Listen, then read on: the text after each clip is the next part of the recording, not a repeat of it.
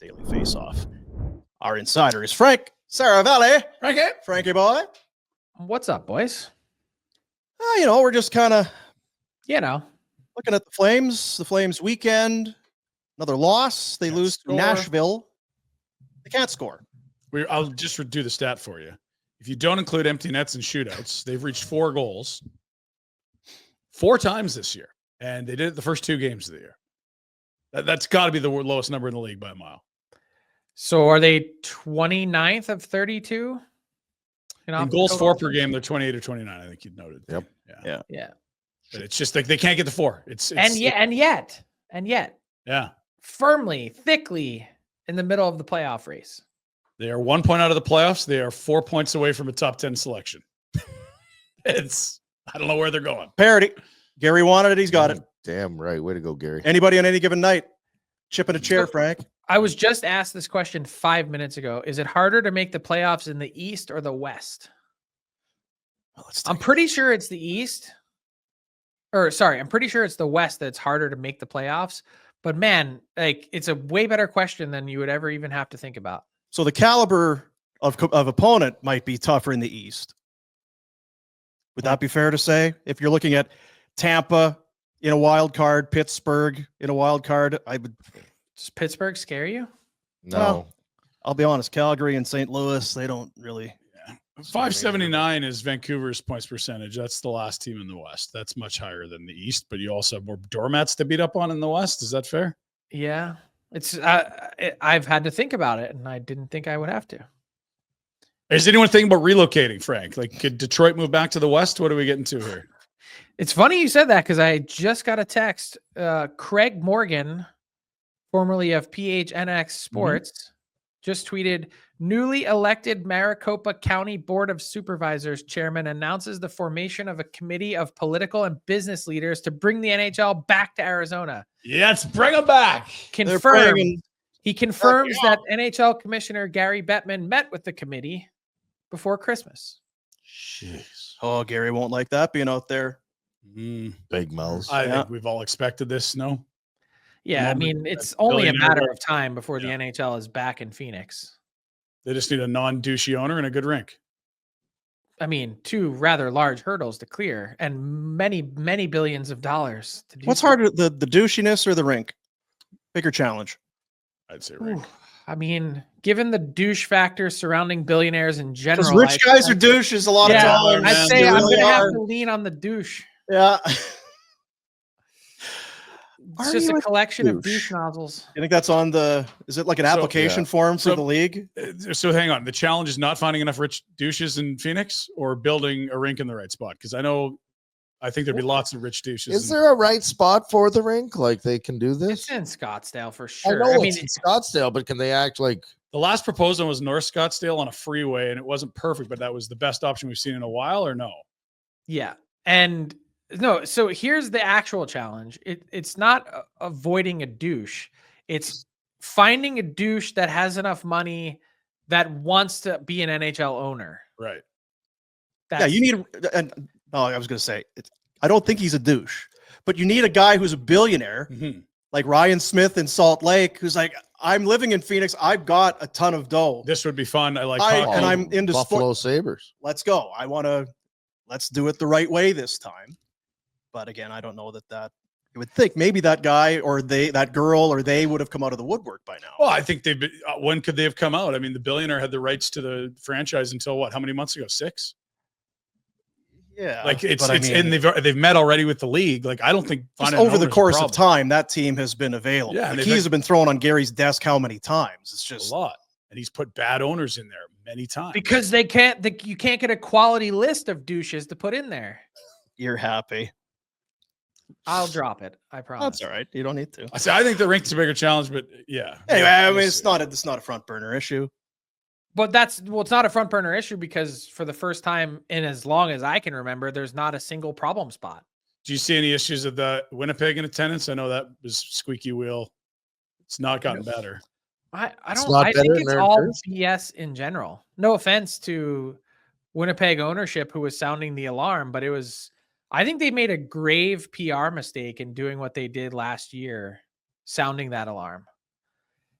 first off, and I know I don't know the exact percentage splits, but David Thompson, last time I checked, is he the richest guy in Canada? Maybe one of them, yeah. Or second, third, fourth, whatever it is.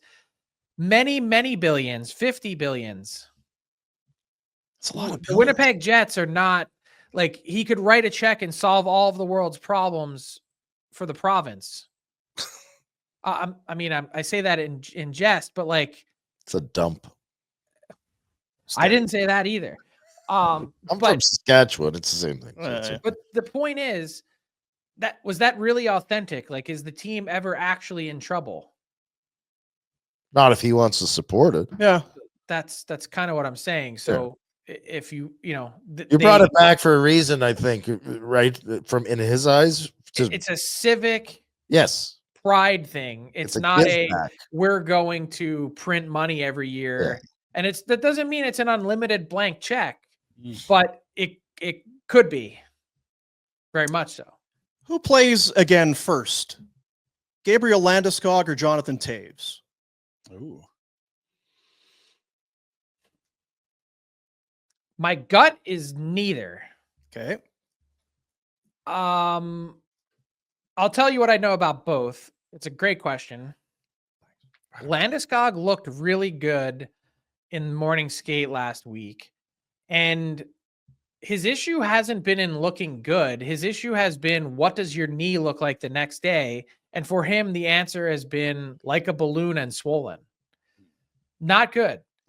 And that part has been really difficult, which is why you haven't consistently seen him on the ice. And so a lot of people want to say, oh, well, he was out there for morning skate. Clearly he's getting closer. He's making progress. No, you need to participate in team practice every single day and morning skates. You need to go on road trips. You need to do it for 3 weeks or a month before we can say that you're getting closer to returning. And I don't think we're anywhere close to that.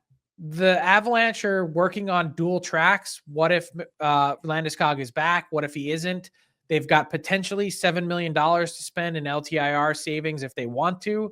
And then if Landeskog comes back in the playoffs, then that's fantastic. And if not, if we get through this season and Landeskog still hasn't played a game, regular season or playoffs, I'm sorry, I have a real hard time thinking that he's going to be coming back at all. Now, do you want to go to Toews or should we react to that first? Oh, you can go to Toews. So Toews is a little bit of a different story. This healing journey that he went on, and I don't know if you read about it in GQ or not, but it was really detailed. And my God, I'm raising my hand. If it was anywhere other than India, I'd probably go. But the 5 weeks there, the 30 pounds that he lost vomiting, it doesn't sound very pleasant, but I could go for that in terms of weight loss. So why did he go? For people that really don't know, Jonathan Toews has not been playing. Obviously, yeah, he is mounting a chronic. It was called chronic inflammatory response disorder, and essentially, his body was reacting to everything that he did. Take a vitamin. He said in the story, I'd have a glass of water in the morning and my body would swell up. I don't know how that's possible, but it was just constantly being kicked into high gear. He said he went through long stretches during his career, even at the beginning of it when he was at the peak of his powers and winning Stanley Cups, couldn't sleep. So it was revealing. I think it was both physical and, to his point, probably emotional as well, to work through some things. He's gone there. He's feeling the best that he has in years. He's back skating. He's down to his playing weight. And he's curious about a comeback and what that would look like to actually end on terms that he decides. And I can tell you that there's a number of teams that are fascinated by what if we could even get Jonathan Toews at 75% of what he used to be? Could we plug him into a third line center role? And that's a ready-made playoff game changer for us. Is that a realistic expectation for a 36-year-old that hasn't played in 2 years? It's not 2 years yet. Landeskog has been 2 years. He lifted the cup and hasn't played since, if I'm correct. Yeah, Landeskog is closing in on 3, just for comparison's sake. Toews, we saw, I don't know. 3 games, 2 seasons a while. ago. Yeah. Coming up so Now Toews, though, like, assuming, and there's a big assumption, assuming that the physical part of him, the chronic inflammation, is calmed down significantly and back under control, it's a lot different than trying to battle through a knee injury where you just don't get the body cooperation, I think. If you had to place a wager for me, if you forced me to, it would be on Toews, but I think my primary choice would be neither. Landeskog is interesting because it's a huge risk if they bring him back in the regular season, and it's almost no risk if you try him in the playoffs, and you get to add at the deadline and use his cap space. Yeah, like for me, it feels like a perfect Tampa, Vegas, LTIR. Oilers fans lose their mind, even though they had two guys pretend to be injured and fake retire. Like this is the outrage bowl, perfect opportunity. You hold him up to the playoffs. You talk about ramping him up. All the things you just said. He needs to do it for an extended amount of time, not just one day. Like, why wouldn't you just keep him out till spring? That would personally be my game plan. I don't think you need to be operating on dual tracks. You say, look, if you want to come back, that's great. We'll be happy to have you, but we'll be happy to have you in April. I think some of that outrage too has been, is he really hurt? The Mark Stone stuff always, is he really hurt or is he coming back? This is sure, but the NHL's doctors. Pretty legit. It's the timing of the Mark Stone injuries. It wasn't just like that they happened. It was the exact time that they happened. And then it's like Vince McMahon walking into, that meme where he's like, all of a sudden the week of the playoffs, the door bursts open for the Vegas Golden Knights in their locker room. And here comes Mark Stone ready to go back on the ice for the postseason. Like, hellfire and brimstone. Yeah. How'd that happen? Now for Toews, I figured you would appreciate that. Reference. Yeah, I would appreciate that. Short list of teams. You said there would be some interest, and no question there would be. And there's some teams that are kind of in the rumor mill. Who do you believe would be a possible candidate there? So one thing to point out, and I'm glad you went back to Toews because I forgot to mention this part. He's not entirely certain that if he is going to come back, that it's going to be for this year. I still think there's some runway given that he's skating. He's basically got 60 days from tomorrow, 2 months exactly, to sign a contract. And then if you really want to have fun with LTIR, you could also LTIR Toews and have him come back a month later when the playoffs begin. So you've got some options there. It's probably not going to cost you much. It's probably a prorated league minimum salary. See if this guy can do it. So he fits any team from a cap perspective. But I'll give you three that I talked about and maybe add in a fourth. Toronto desperately needs to remake their third line. I think that's one of Brad Treliving's top goals for the trade deadline. Winnipeg as a hometown team, I think you'd have to point out, given how well that they've played, and he still has family ties to the area. And then Colorado, another team that we've talked about. Like, could you imagine Toews fitting into that group, cornering the market on Toews and Woods? But that'd be a great fit there as well for a team that could really use some depth. And the wild card for me would be Vegas because they're on everything. They do. They do it all. I was expecting to say Edmonton. I don't know why. Maybe it's because they brought in a million mid-30-year-old forwards, but I think a lot of people wanted to paint the Stan Bowman connection as well. I don't really see it. I think they could use an upgrade at the bottom of their lineup at that position, but I don't know. I'm just not feeling it. Okay. It's purely gut based on more than anything. Colorado, since they won the cup, Landeskog hasn't come back. Kadri leaves in free agency. They make the big swap with Byram to get Middlestad. Like, is that a team that if Toews is for free, sure, we add a center, or no matter what, we need to add center depth? Like, where are they at? Because it looks like they've got the goaltending at least stable for now. And that really tried to sink the first quarter of their year. Yeah, I think the Colorado Avalanche, given what they've been dealing with this season with both atrocious goaltending and injuries, I don't know that there's been a full appreciation for how good their top end players have been. And that sounds wild to say when you look at Nathan McKinnon having a 6-point edge in the scoring race, and then only a couple spots behind him is Mikko Rantanen, and you don't have to look that far down the list to find Kel McCarr. Mm-hmm. It's basically been three guys carrying that team on their back since the start of the year. And that, to me, that screams usually not playoff success. Like that's a team that would, fall short because you can't squeak through. But I think with the right health situation for a bunch of their players, including Jonathan Drouin, you see him back in the lineup and he's been producing again. Like if they've got everyone back and they complement this team properly and use that LTIR space, look out, because I think Colorado's as good as anyone. 10-2-1 in their last 13. Yep. There you go. I'm thinking, I don't even know if I should ask this, because by the time people get to it, it'll be old news, but we are doing a live show. The Arthur Kaliev on waivers in Los Angeles, a high second round pick back in, 2019, was considered to be a very good pick for the LA Kings at the time. This guy maybe fell to them. Hopes were high. They have not, it has not worked for him there. Is it going to work for him anywhere? Do you expect a waiver claim, or just, I guess, thoughts on the player in general? I wouldn't be surprised if there's a waiver claim. I think there's a couple teams that would be curious, but curious is at the most. Yeah. Like I think there's been a ton of ink spilled for a mostly very average player. By the way, that actually got me thinking, and I wanted to test out my theory on you guys. Trevor Lewis, he hits 1,000 games, of course. 2-season Calgary Flame Trevor Lewis over the weekend. Mm-hmm. Is Trevor Lewis the last of a dying breed? Will we ever see another player hit 1,000 games in the NHL that has produced as little as Trevor Lewis has? Essentially as a fourth line penalty killer, right? Most of his career. Yeah, I mean, how many of those guys moving forward now are going to carve out a full 1,000 games? He was a first rounder, wasn't he? He was a late first rounder. All the way back. Oh, he's a mid-first rounder, 17th overall in 2006. And the players that were picked ahead of him, he's hit double-digit goals twice. His career average over an 82-game season is 8 goals. And 8 goals and 19 points. Like, not cracking 20 points. Will we ever see it again?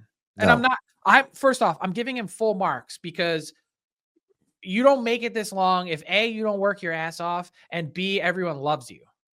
And you don't win a cup. He won 2. I know. That's my point. Yeah. You don't make it this long if you don't have that cup to walk around. He came to Calgary to PTO, didn't he, 4 years ago under Darryl? I don't think so, Frank. I'm with you. I think I don't know if we'll ever see it again. I really don't. Averaging 8 goals a year, like at some point they just say we can get someone younger, faster, cheaper. So it's happened everywhere he's gone. So how'd he get there? Obviously health. Right? But you got to be a good guy. You got to be in good shape. You got to be effective at your role. In a lot of cases, teams probably fairly knew what they were getting when they bought Trevor Lewis. Yeah, I don't even know. He wasn't going to not live up to. When did he win? How old was he? He was second cup. He would have been. He's a young man. He was 25 and 27. Yeah. That's why. I'm not. It's again. Don't hear this as a slight to Trevor Lewis. He was on a cup-winning team. If he loses those 2 cups, I guarantee you he doesn't get 2,000 games. Just that bringing in a winner. It's the winner, and it's the they know how to do it, and he knows, and he does. I'm not again. Yeah. It almost sounds like you're slighting him, but it's not a slight. He won 2 cups as a young guy. He comes into the room, he's comfortable. It's really got me thinking, because like now I'm thinking about Alec Martinez, and another guy who was a really solid defenseman for a long, long time in the NHL, just did a lot of things without a lot of fanfare, but he's still playing. He was on those Kings Cup winning teams. In fact, scored a cup clinching goal. Well, you know who I was thinking of, Frank? There's so many, and he gets $4 million this year. I know a team that was interested in signing Alec Martinez.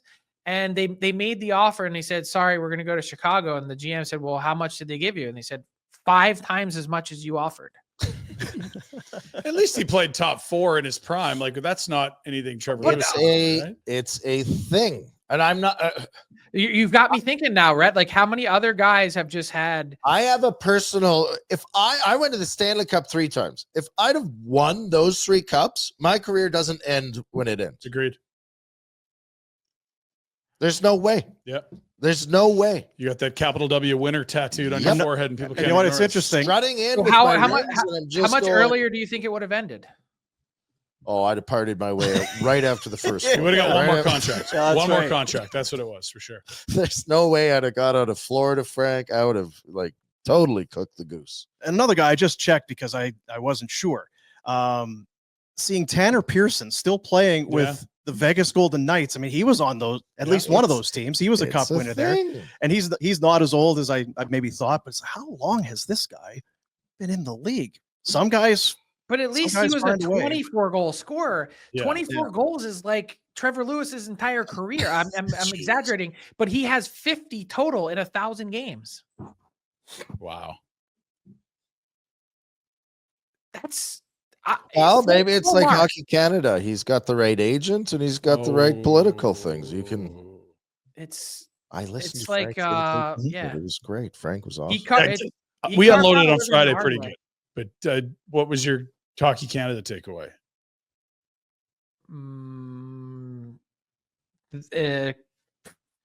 Where do we begin? Well, does everyone have Whatever to go? Frank wants. Everyone under the like. Don't be coy. They got a clean house here, don't they?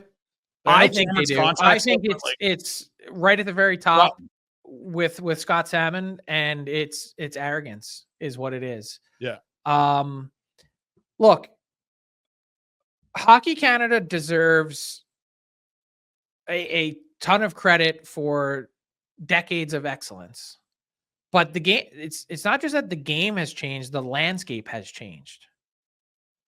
You know, someone had said to me last night, a prominent hockey person, hey, I can't believe it took the US this long to win back-to-back golds. And I said, well, did you realize that at the World Juniors, the US didn't win at all until 2004? Rhett's career was almost over by then. That was the Marc-Andre Fleury. Oh, that was 2004. We kicked the shit out of the Americans in Boston. Forever. Crushed Forever. That was Now- a year, 96. The U.S. has now won 3 of the last 5. They've won 7 times in the 21 years since the first one. And it's not just the U.S. This isn't me as American here with my U.S. patch you on. have insight. I don't want to interrupt you, but you have insight into what USA Hockey does and how they approach things compared to Hockey Canada. And they're vastly different. Well, we could talk about the American development model and small area games and a million other coaching Single things. year birth hockey. Yep. You just play against your kids your age. You're not forced to climb the ladder too fast. There's all kinds of little things that I clearly have an opinion on because I've lived it both now. And it's not perfect. No, be there's fair, no it isn't. perfect. But there are things that Hockey Canada just ignores because they've been the best for so long. It's not just that. It in this specific tournament this year, it was Hockey Canada and Scott Salmon and the management team there saying, we know better than all these other NHL GMs. We're going to purposely leave off from camp and cut fantastic players who are some of the best in the world and top 10 NHL draft picks because we're smarter than you. Yeah. And that's the problem, is that when you do that and then you trot out after the tournament and you say, yeah, we'd pick the same team over again, is essentially what the first press conference was. Then there was so much blowback that they had to come out again and he had to then take the bullets for it. Well, you told us how you felt the first time around. The truth serum, you did that to yourself. You doubled down on the mistakes you made, which just further proves my point about the arrogance. And it's not just Beckett Seneca or Andrew Crystal or all the other guys that could have been there. It was the coaching selection. It was the in-tournament stuff. It was you want to talk about your team being exhausted. You guys ran the longest training camp of any team leading up to it. So you guys had the best hotel, the best schedule, the best food, the best locker room, the best everything, and it meant nothing. Yeah, and that's kind of where, like, I don't, when you talk about USA versus Canada, if they took their best players, I still think we should really be watching the best rivalry in the history of hockey, potentially, in USA and Canada. We're going to get a taste of the men, all ages, in a couple months or whatever the Four Nations is. And I know people aren't excited, but what what makes me excited about that tournament is that we should be watching the two greatest hockey nations on earth go head to head, and the Americans literally trying to topple a country that's dominated the sport since it was invented here. My point is, if Hockey Canada is not realizing at the junior level that they're getting passed by, just wait, because it's going to catch up at the very best. Just look at the sheer number of American players as percentage of NHL. Keeps climbing. It keeps, and I'm not, again, this isn't a USA thing or USA's, but nothing like that at all. There's been a leveling of the playing field here. It's dead nuts even at the junior level, probably, when you consider it right now and moving forward. The US, it's cyclical. You're going to have down years. The US at some point is going to have more teenagers playing in the NHL. The crutch that Canada can hang on is that the Connor Bedards and Macklin Celebrinis are playing in the NHL, and that's great. That'll all change too. But it's changing, and you can't get to the point when you think that you're so good that you can just say, we're going to leave these guys off because we can. That's the issue. It's not that we don't see that other nations are catching up to Canada. It's that you're losing and finishing fifth and not bringing your best players. That's the part in the arrogance that's got everyone irate. No one's mad at these kids. If you made the team, congrats. It's how does this management team have the audacity to stay out there after 2 years, fifth in a row, and say, yeah, we wouldn't change anything? Like, how bleeping arrogant is that? But that arrogance, and I don't say that's not, again, not a result thing to gloat. It's that arrogance has pervaded the entire federation. Yeah. For decades. Just go back to the sexual assault scandal and everything else that was attached to that. That told you something about the way they operated. And then now they're back like nothing ever happened. And the on-ice part of it is still suffering from the same arrogance that they didn't feel a need to clean house from when they should have then.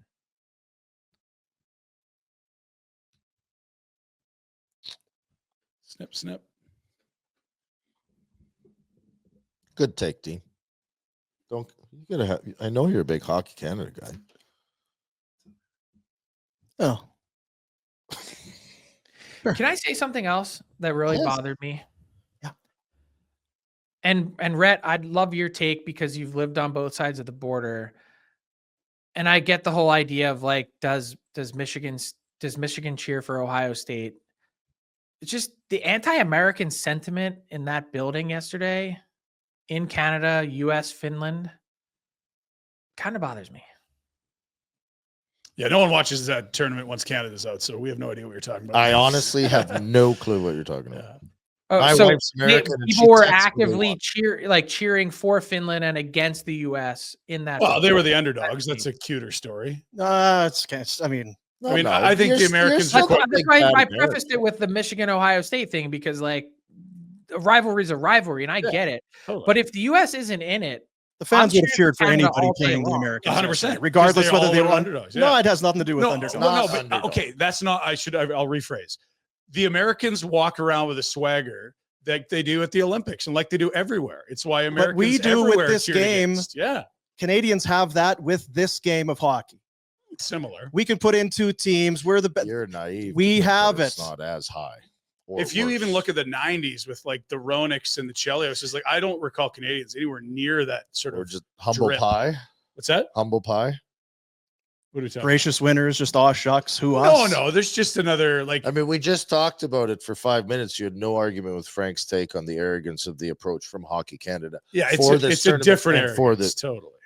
Yeah, like I think the Federation was incredibly great. I didn't watch the Canadian hockey players and think they're arrogant. Federation absolutely is. Canadians love hating American hockey players. This is a new Frank. What are you? Well, that's you there in '96. It's pervasive across the entire NHL. It just, I mean, whether anyone wants to acknowledge it or not, there's still a ton of anti-American sentiment. Guess that means you're good. And there's so many of you. You know, there's like a couple 100,000 of us up here. Plus, this new president said he's going to make us the 51st. Like, yeah, come on. I think Brett's excited. Coming from guy wearing a Texas hat today. Made our guy quit. Willie. Yeah. Willie. Yeah. No, and I think one of the important pieces here is you can't spread the game of hockey in Canada. It's everywhere. The U.S. in the last 20 years done a very good job of getting it into markets it hasn't been. And you've got great teams in Sunbelt that hockey was not a thing 25 years. Numbers alone, participation's way up over the last take over. Yeah. Well, I wrote that story on Thanksgiving a few weeks ago about how Canadian or American Thanksgiving? U.S. Thanksgiving, the better of the two holidays. See, there's arrogance again. You can't even argue that. That just look at the participation numbers alone. Yeah. There's 12% fewer Canadian boys playing hockey compared to 10 years ago. Yeah. Down. It doesn't sound like a lot, 12%. You're like, oh, okay. But that's, if you add up between Canada and the US, there's like 45,000 fewer players today than there were 10 years ago. This is maybe too boring and too deep, but you go back far enough, and Canada was really good. I lived it. I grew up in a town of 250 people. What was in that town? Hockey. A hockey rink. And what did you do from morning, noon, and you went to the rink? Soon as it was cold enough for the ice to freeze, you lived in the rink. The small towns are smaller. The cost of hockey is staggeringly That's the biggest higher. And yes, and of course it's going down. Yeah, hockey's not getting cheaper. It's not becoming more affordable. But it's not even growing that much in the US. In that same period of time, it's up 1.9%. Yeah. Well, The reason I wrote it was to say, as a whole, we need to stop with the US Canada thing and actually find a way to work together to fix it. All right. Is he building bridges here, Frank? Are you a unified? You want us to be the 51st state too? You're like, You're trying to hoodwink us. God, this Canada, get him out of there. Make Canada great again. Maca. Love can build a bridge. I think this is actually going to help this tournament that's got no buzz. I really do. In February. It's going to be great. No, but it helps that there's controversy around it. I do. I think. Do you think it adds pressure to Team Canada? It should, whether they're related or not. It should. It's a federation that could not have its stock any lower. When was a lower time for Hockey Canada's history? Okay, so then we've it's very convenient and fun to point out everybody's faults. I have too. I'll admit to them. How are we fixing these? Team Canada. Take your best players. Canada. That's an easy one. Okay. So that's one fix. But remember, it was a big thing. That's a debatable thing, though, right? It's very easy to say, take the best players. Okay, well, who are they? Well, I mean, I think the junior roster was not hard to debate. They didn't take the best players. But well, here's the thing. That's the thing, though. They said that they did take the best players. They did. But here's the thing. If you invite them and then make your team without those players, they didn't even invite them. Yeah. So right from the start, they were sending a message. Tainted. That's my point. Is that they didn't bring the best players. Yeah. But if you bring the best player, like you say, sometimes who's the top 10? Who's the number 10 pick in this year's draft? You're going to have teams that have different. And I don't disagree with you. Bring your best players for sure. They didn't do that, and they were deliberate and they were cocky about it. But there will become a point where you go to Timbits hockey or Pee Wee hockey in Calgary, and you're picking the Div 1 6th defenseman or the Div 2 number 1 defenseman. What's the Oh yeah, no, I get it. If it was one player, you can say, look, it's a philosophical thing. But the number of high pedigree players they left for guys that don't have high ceilings, who NHL teams see as potential bottom half of roster players, not top of half, that ratio was way out of whack on this roster, and that's why they took heat, not from media idiots like us, but from scouts and prospects. That's the best part. It wasn't revisionist history. We said this from the moment the roster, the camp roster came out, was you guys are not getting it. Are we saying this about Team Canada for the Four Nations? Because you could make that argument. Is that so? Those players on Team Canada are the best players available. There's one or two or three guys you can switch. What the hell are you talking about? Well, I'm talking about like 9 guys on the junior team, not 3. Edges of rosters is fine. You can substitute a 4th liner and say philosophically this is Hockey Canada arrogance. You just said take the best players, except when we decide we're going to need role players. I'm agreeing with you. When you get to the edges of a roster, the difference between that Div 2 number 1 defenseman or the 6th defenseman in Div 1, like that's just opinion between 2 different people. The edges of the roster, there should be discussion all the time because it's the edge of the roster. The problem is they didn't bring guys that should have been their core players. Are you saying 9 players? You said 9. Okay, Zane Perrick not making that team's absolutely insane. It is. Crystal Beckett Seneca not talking about the Four Nations team. And yours, I don't think there's an egregious omission there. Like there was there. I bet you there's. I honestly think there's 9. How did we end up with the non sequitur of Four Nations? What does that have to do with this? Well, he's just asking if the same issues have plagued the national I'm team. saying is the same issues for Hockey Canada in the junior. This selection is Anthony Cirelli. Is that his name? Yeah. The top guy, like if you want a shutdown checking center, he belongs. That's the point, though, so Ryan. Philosophically, They're filling spots for roles, not taking the best player.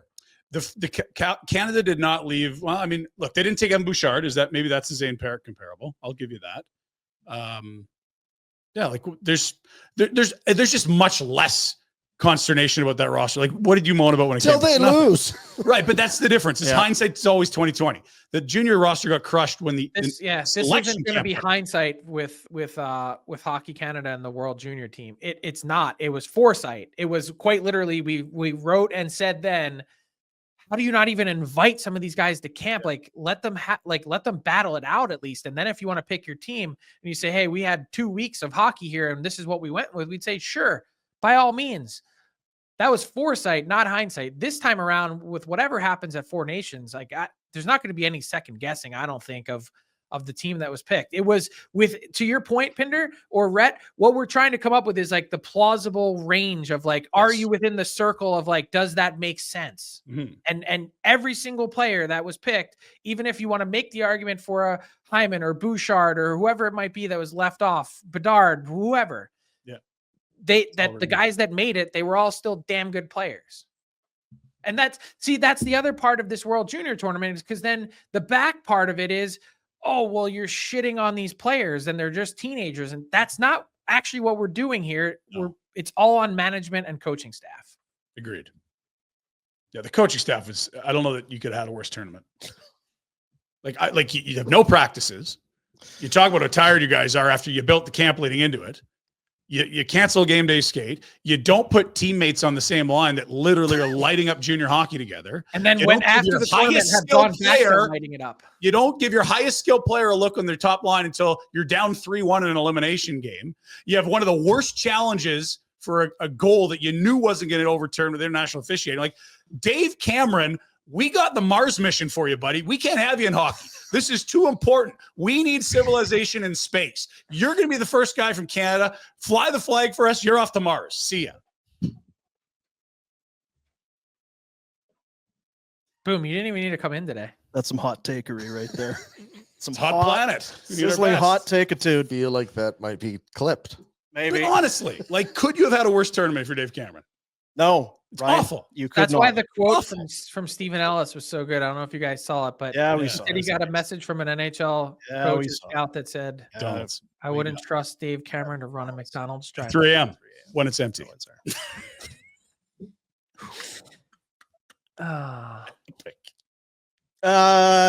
Packers this weekend.